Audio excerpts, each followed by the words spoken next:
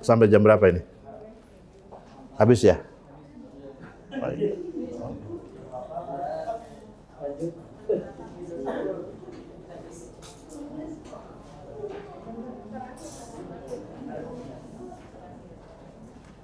Ada?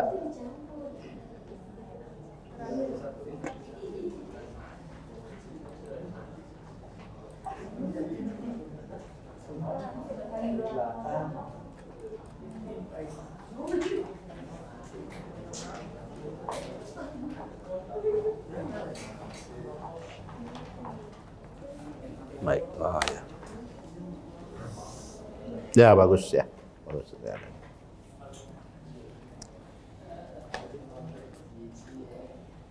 Sampai saat ini, kalau berdasarkan data Tarojim, ternyata kontribusi perempuan itu masih kurang.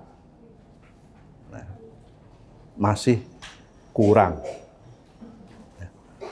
Tidak banyak data yang didapati kalangan alim dari perempuan.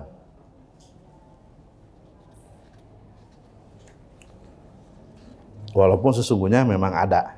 Ya. Di Indonesia sendiri sebetulnya partisipasi perempuan di dalam perjuangan dan ilmu pengetahuan luar biasa.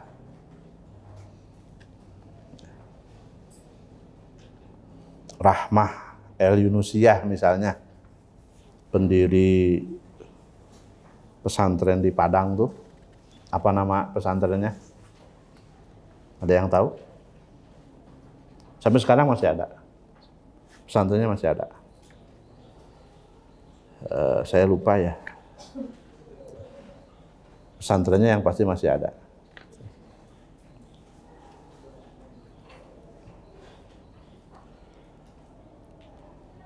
Satu-satunya ulama perempuan yang populer, yang ngetop, saking ngetopnya namanya diadopsi banyak oleh kita tuh. Robiah, kenal semuanya ya. Ada nama Robiah di sini? Ada. Anak ketiga namanya Robiah. Iya kan di Indonesia kan nggak paham kan gitu.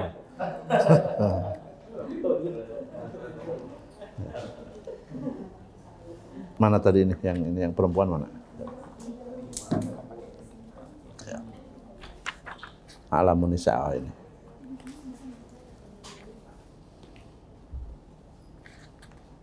Ini bagus ya reviewnya.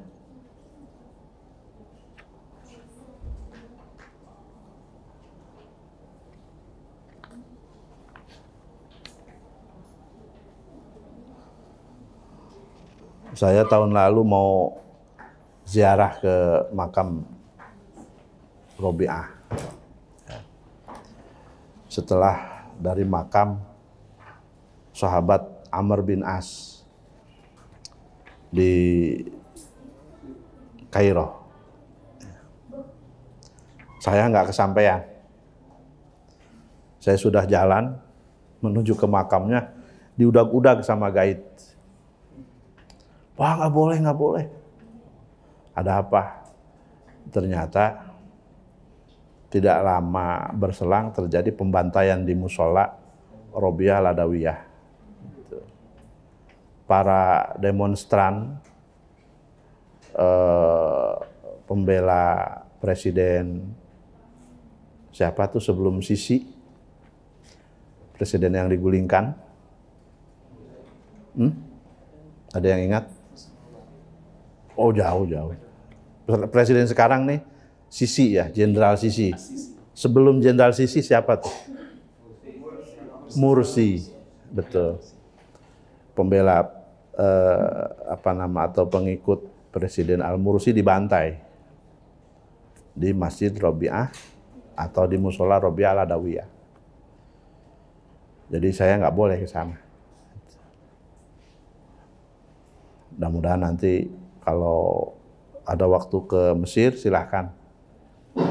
ya rihlah ruhaniyah ke tokoh-tokoh yang kebetulan banyak sekali di sana, termasuk Imam Syafi'i, makamnya di Kairo, Imam Waqi, atau Imam nanti juga kalau ke Mesir mampir ke makam Imam Ibnu Athaillah As-Sakandari, ya, yang sekarang belakangan lagi ngetop tuh terjemahannya. Gitu. Karena banyak orang galau, akhirnya lari ke syair-syair. Biasa kalau lagi galau kan mellow. Gitu. Kalau sudah mellow ya yang mendayu-dayu itu ya laku jadinya. Baik, sementara ini yang bisa saya sampaikan. Terima kasih atas apresiasinya terkait dengan tugas ya. Yang belum mohon dituntaskan. Karena saya hanya tinggal satu pertemuan lagi. Ya. Kalau tidak keberatan, saya minta satu review tentang Atlas Al-Quran. Ya, Atlas Al-Quran. Ya paling enggak, kalaupun kita tidak punya atau sempat beli bukunya, kita paham gitu. Atlas Al-Quran ini penting untuk mendudukan pengetahuan kita tentang para tokoh, ya. Itu para tokoh, misalnya Al-Asbahan, mana itu Asbahan? Nah, gitu ya. As-Sijistani, di mana tuh Sijistani? Gitu. Itu dari Atlas Al-Quran nanti bisa kita dapati. Itu supaya pemahaman kita terhadap para tokoh disertai gambaran geografi mereka hidup. Karena acap kali ya, ketika kita gagal memahami situasi geografi mereka, kita gagal paham terhadap para tokoh. Gitu. Jadi saya kira penting itu untuk di review ya, Atlas Al-Quran. Sampai sini ada yang mau ditanyakan? Silakan.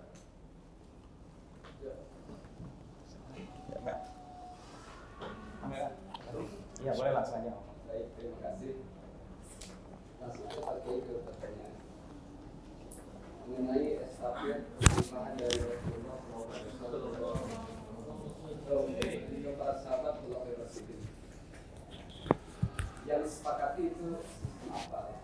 Artinya kok tidak terjadi konflik ya?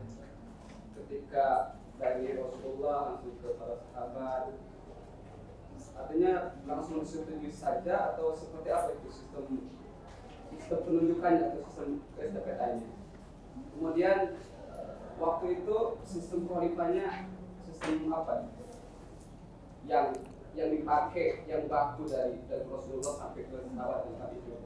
Karena setelah kalau kita pelajari di sejarah, setelah Khulafaur Rasyidin yang 4 itu baru terjadi konflik perebutan kekuasaan. Ya. Mungkin itu. Ya, baik. Silakan yang lain. Mangga.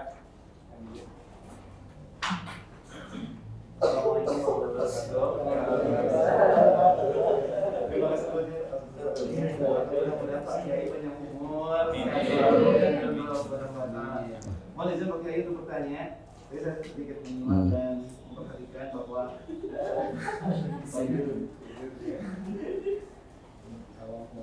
dibandingkan dengan pada zaman dahulu, tentunya saat ini umat Islam yang saya pikir sendiri dan menurut persepsi saya semakin ke sistem yang terbelakang. Nah, yang akan saya bertanya kepada Pak Kiai dan meminta persepsinya, mengapa semakin ke sini umat Islam semakin terbelakang? Hal apa dan faktor apa yang senantiasa membuat kemunduran itu terjadi bagi umat Islam? Nah, dan mohon motivasinya dari Pak Kiai kita semuanya agar senantiasa menjadi mungkin di antara kita dari tokoh-tokoh ulama yang akan muncul di masa depan. Terima kasih. Wassalamualaikum warahmatullahi wabarakatuh. Ya, silakan, masih ada. Assalamualaikum warahmatullahi wabarakatuh. Mohon pencerahan dari Pak Kiai. Saya bertanya-tanya karena keterbatasan ilmu tentang mengapa dakwah Nabi lebih diterima di Madinah sementara Nabi hanya mengutus utusan. Sementara di Mekah Nabi ada di sana langsung dakwah secara langsung tapi pengikutnya sedikit. Nah, apa yang melatar belakangi warga Madinah sehingga bisa menerima dakwah Nabi? Baik. Cukup. Ya, cukup. Cukup ya. Terima kasih. Yang lain mungkin nanti lain waktu. Nah, kita sekarang simak baik-baik jawaban dari Pak Kiai. Mana Pak Kiai yang pertama? Ya. Pasca wafat Nabi, sistem yang disetujui seperti apa? Atau yang dipakai yang baru? Tadi sudah saya sampaikan bahwa pola suksesi keempat khalifah Abu Bakar, Umar, Utsman, Ali radhiyallahu anhum itu satu sama lain beda. Pengangkatan khalifah Abu Bakar aklamasi atas inisiasi sahabat Umar. Pengangkatan sahabat Umar aklamasi atas wasiat sahabat Abu Bakar.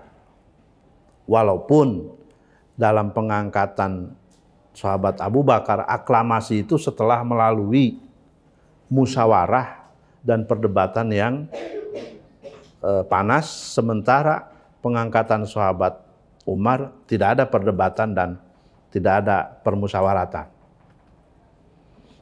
Nah, pengangkatan sahabat Utsman ini menjadi yang paling krusial ya, dari pengangkatan 4 khalifah. Hampir saja saat itu pendukung sahabat Utsman dengan sahabat Ali bentrok. Kalau digambarkan sekarang mungkin pendukung sahabat Ali pada bawa spanduk ya, bawa poster yel-yel gitu. Sahabat Utsman pun demikian. 4 hari tim menyusun, merumuskan, memutuskan, nggak selesai. Baru kemudian Allah kasih ilham dalam tanda kutip kepada sahabat Abdurrahman bin Auf ya, yang diamanahi menjadi ketua tim. Beliau mengumpulkan 2 kandidat, sahabat sahabat Utsman dan sahabat Ali, lalu dilakukan fit and proper test. Keduanya sama, kemampuannya sama. Sampai akhirnya kemudian finalisasinya diajukan pertanyaan, apa sikap Anda terhadap kebijakan khalifah sebelum Anda? Sahabat Utsman menjawab, saya akan lanjutkan tanpa reserve. Tapi sahabat Ali menjawab, kebijakan yang mana dulu? Kebijakan dalam bentuk apa dulu? Nah, atas jawaban itu, kemudian sahabat Abdurrahman putuskan bahwa yang menjadi khalifah adalah sahabat Utsman. Karena resistensinya yang rendah terhadap para pendukung khalifah sebelumnya. Potensi konfliknya paling minimal. Karena beliau akomodir pendapat atau kebijakan khalifah-khalifah sebelumnya. Sementara sahabat Ali sudah mengisyarahkan akan melakukan restorasi. Nah, ketika sahabat Utsman terbunuh, lalu disepakati sahabat Ali menjadi khalifah, sahabat Ali pun kemudian terbunuh, estafetnya dilanjutkan oleh putranya, siapa? Sayyidina Hasan. Sayyidina Hasan tidak lama memegang tampuk, ya, diserahkan kepada Muawiyah dengan segala intrik-intrik politiknya. Ya. Wah, kalau kita bikin apa namanya itu sinetron, itu drakor kalah itu. Iya. Kalah drakor kalah itu. Ya kalau saya nggak pernah lihat ya nggak. Tapi sekali-kali nggak sengaja suka ada juga kelihatan gitu. Ngelihat sama kelihatan kan lain ya. Gitu. Lain gitu. Kalah seru drakor. bagaimana sahabat Muawiyah berhasil menjadi khalifah dengan berbagai intriknya yang luar biasa, sehingga karena itu kemudian minggu lalu saya sampaikan terkesan sahabat Muawiyah itu antagonis ya dalam sejarah Islam. Ya, terkesan ya, kita nggak boleh menjas ya, nggak boleh, itu terkesan saja. Nah, baru setelah sahabat Muawiyah menjadi khalifah, muncul pola baru, yaitu mamlakah. Ya. Berbeda dengan sahabat Abu Bakar, Umar, Utsman, Ali radhiyallahu anhum yang mengedepankan wa amruhum syura bainahum, sahabat Muawiyah tidak. Dia angkat putranya Yazid ya, menjadi khalifah. Yang inilah menjadi awal dinasti Umayyah. Jadi sekali lagi, Islam tidak tetapkan sistem baku tentang ketatanegaraan. Islam hanya tetapkan norma-norma ya, tentang sistem ketatanegaraan dan tentang suksesi. Tapi bentuknya yang baku tidak ditetapkan. Karenanya pola suksesi dari Al-Khulafaur Rasyidun satu sama lain berbeda-beda. Tidak ada kesamaan. Dan jangan dipikir itu happy end, damai-damai saja. Gejolaknya luar biasa itu. Kalau ibarat ngoper gigi itu, mindahin giginya tuh acuruk-acurukan gitu.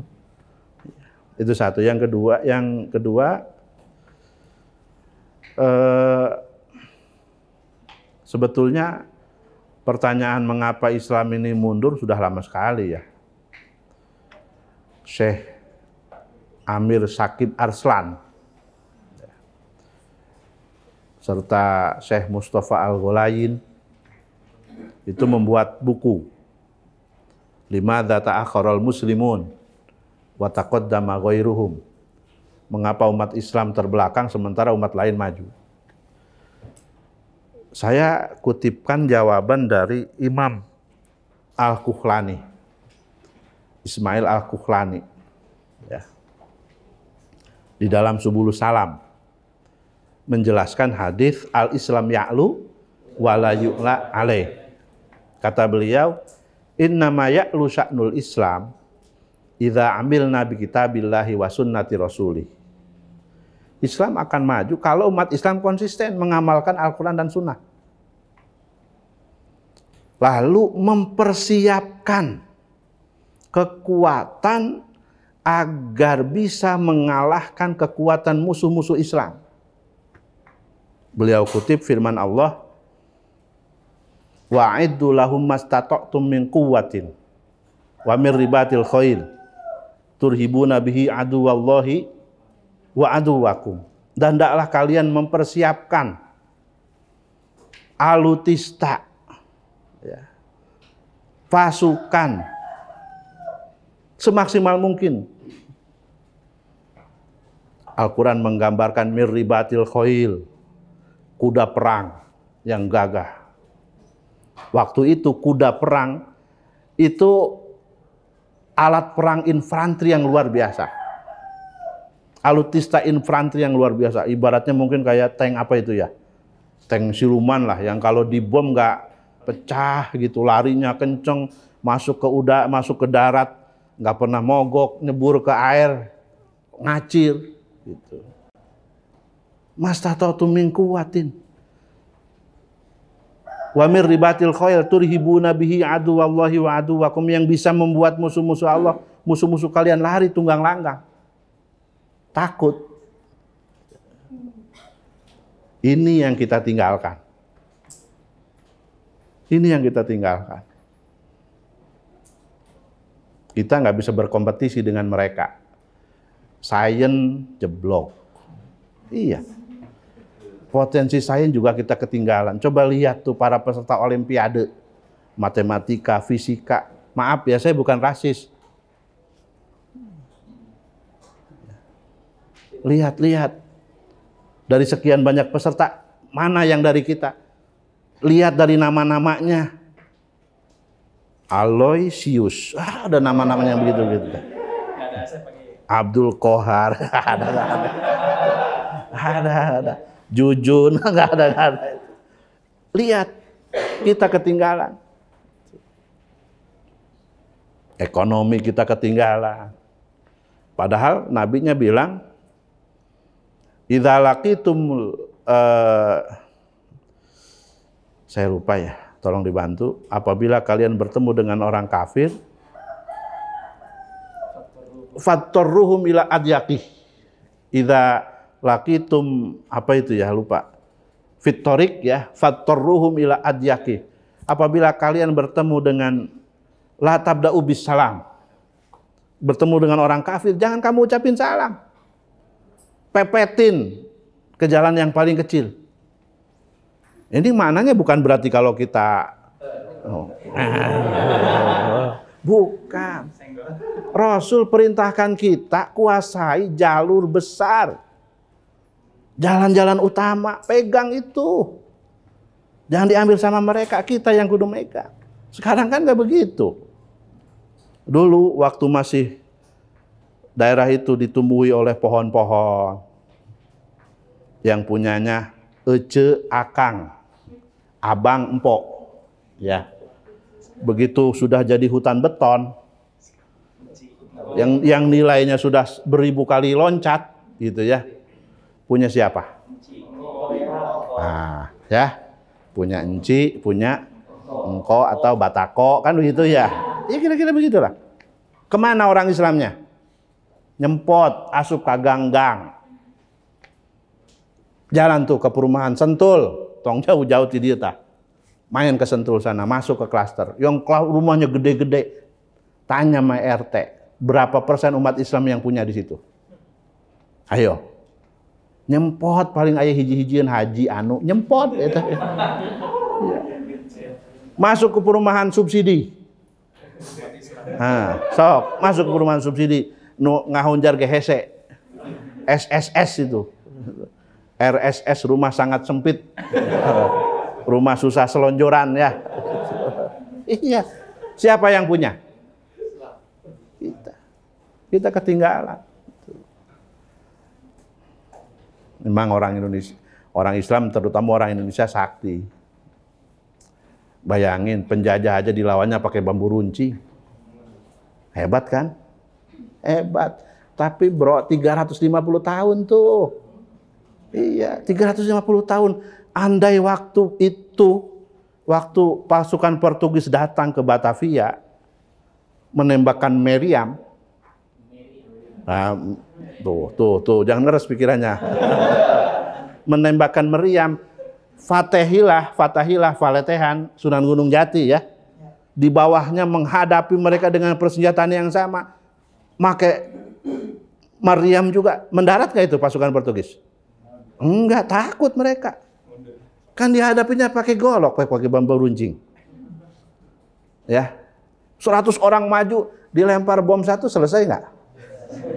Selesai. Golok belum sampai, bomnya udah meledak. Kenapa Islam di masa Khulafaur Rasyidun bisa bres? Bukan cuma keramahan yang ditawarkan, tapi gagahnya ini loh. Pasukan sahabat itu gagah. Saat itu mereka memiliki persenjataan perang yang terlengkap.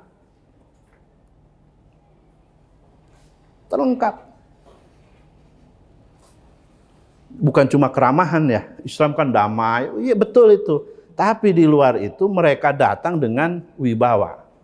Wibawa itu muncul karena alutista yang memadai, karena strategi perang yang hebat, karena etos perang yang luar biasa. Kariman aumut, nggak ada itu tentara yang aduh tar mati, enggak.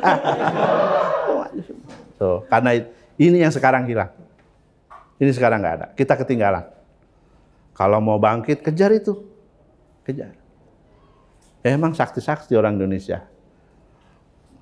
Korea Utara, itu Kim Jong-un, seorang diri. Dia dikucilkan kan di dunia, tapi Amerika takut. Lantaran Kim Jong-un punya apa? Punya rudal ya, punya roket. Roket kalau gede namanya rudal. Daya jelajahnya jauh, ada hulu ledak nuklir. Takut Amerika satu. Kim Jong Un lihat aja pakaiannya juga kayak alay itu. Rambutnya aja kan kayak anak pang ya. Iya kayak anak pang itu. Tapi ditakuti itu. Kenapa? Alutista. Tapi Indonesia nggak kalah. Roket dimakan. Iya kan? Orang Indonesia roket aja dimakan. Aduh. Nggak sakti gimana itu. Aduh. Tapi selagi kita masih istiqomah begini, kita ketinggalan. Makanya kejar. Terakhir, apa tadi saya lupa. Yang melatar belakangi dakwah Nabi lebih diterima di Madinah. Oh, ya.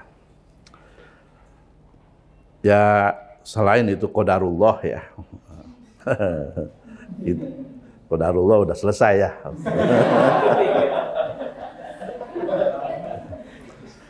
Yang pasti pertama, strategi Nabi tepat. Kirim Mus'ab bin Umair. Ya. Jadi delegasi Islam ke sana. Mus'ab berhasil lakukan prakondisi. Sehingga Madinah menjadi kondusif. Satu itu. Yang kedua, keterterimaan Nabi di di Madinah lantaran Nabi berhasil menyatukan dua klan besar yang sebelumnya selalu bertempur, klan Aus dan Khazraj. Ini yang nggak pernah terjadi. Itulah karenanya ketika pernah umat Islam hampir kembali berselisih, Allah turunkan ayat Al-Quran, wa'tasimu bihablillahi jami'an wa la tafarraqu wadhkuru ni'matallahi 'alaikum idh kuntum a'daan fa'allafa baina qulubikum fa asbahtum bi ni'mati ikhwan. Ini proses yang dilakukan oleh Nabi. Nabi berhasil menjadi jembatan ya, antara klan Aus dan Khazraj yang semula terus bertempur menjadi bersatu. Ini dua hal pokok ya, mengapa dakwah Nabi bisa diterima di Madinah. Selain dari itu, perlu diketahui Nabi juga berdarah Madinah loh. Ada yang tahu?